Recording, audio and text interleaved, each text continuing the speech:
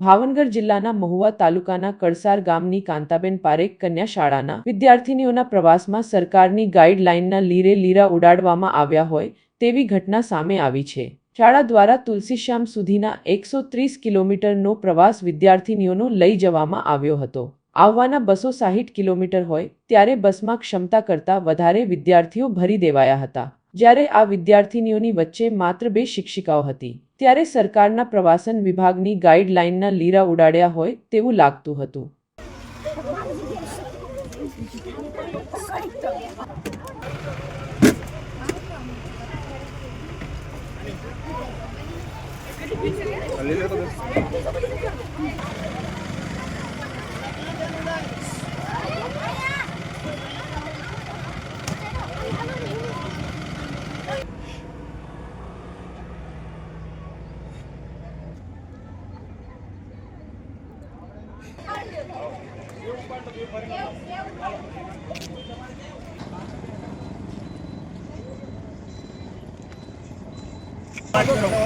એમ નહીં પણ તમે બીજે એમ નહીં પણ મારે શું કઈ વાત